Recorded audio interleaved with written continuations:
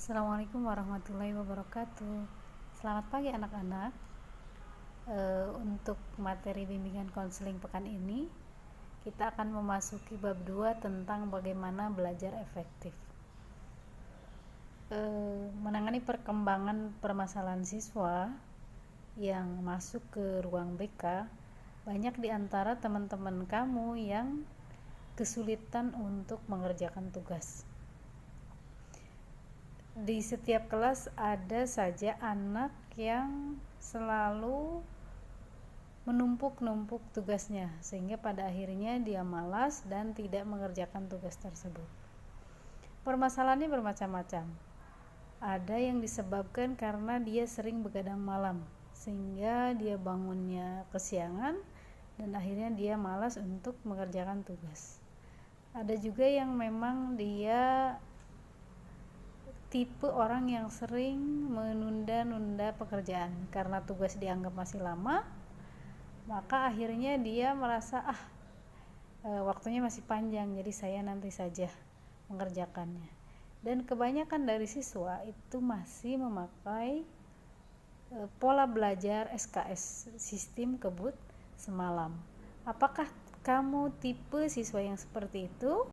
Mari kita simak videonya tentang belajar SKS. Terima kasih.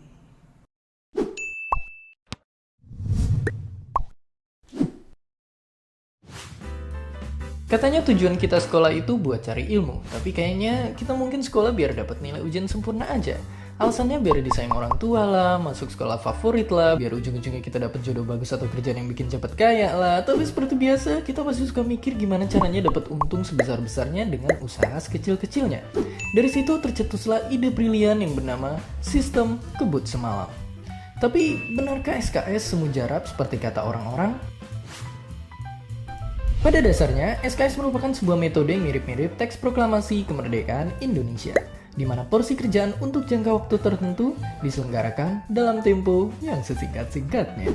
Tapi bedanya SKS cuma diselenggarakan semalam saja, persis seperti Bandung Bondowoso waktu bikin Candi Prambanan. Biasanya orang yang paling ahli melakukan SKS adalah mereka yang tergolong sebagai penunda. Untuk tahu apakah kamu seorang penunda, coba perhatikan dua grafik ini. Kalau kamu lebih akrab dengan grafik yang ini, maka selamat, kamu termasuk kategori penunda. Berhubung para penunda biasanya juga pakar ngeles, mereka sering beralasan bahwa SKS bikin kita punya kemampuan super. Logika ilmiahnya, situasi kepepet akan memicu rilis hormon adrenalin yang bisa melipat gandakan kemampuan kita melebihi hari-hari biasa. Di satu sisi, cara mikir ini nggak salah sih, karena banjir adrenalin memang bisa bikin otak terasa segar buat mikir cepat. Tapi di sisi lain, efek ini nggak bakal berlangsung lama dan biasanya menyisakan stres dan capek yang luar biasa. Memang tiada yang abadi di dunia ini. Selain itu, SKS punya efek samping yang tak terelakkan, yaitu begadang. Buat yang paginya mau ujian, begadang seakan nambah waktu belajar. Nyatanya, begadang itu cuma mengandalkan memori jangka pendek yang sifatnya itu sementara.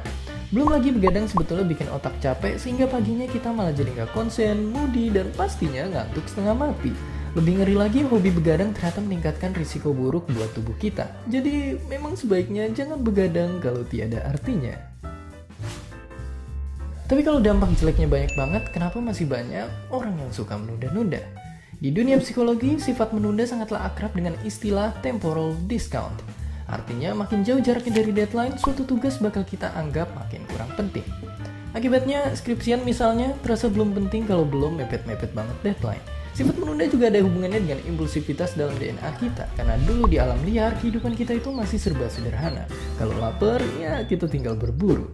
Urusan hari itu ya dipikirkan saat itu juga. Tapi makin kompleks kehidupan manusia, makin banyak kebutuhan yang mau gak mau harus kita rencanakan jauh-jauh hari. Cuma praktiknya, impulsivitas prasejarah kita ini memang masih suka kumat-kumatan. Pokoknya selalu saja ada alasan kalau sesuatu belum mengancam nyawa atau gengsi kita.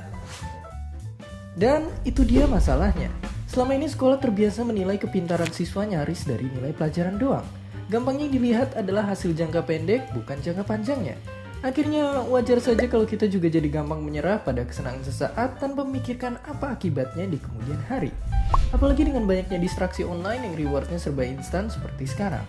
Padahal pepatah juga tahu, kalau mau maju kita memang mesti bersusah dahulu, baru bersenang-senang kemudian. Dan seperti biasa, terima kasih. Selamat Hari Pendidikan Nasional. Untuk merayakannya, kau bisa berkolaborasi bersama kanal-kanal edukasi Hujan Tanda Tanya, Ayo Mikir, Kamu Harus Tahu, dan Science Bro. Jangan lupa tonton juga video Berani Bertanya yang lainnya. Hi, thanks for stopping by our video. Don't forget to comment, like, and subscribe.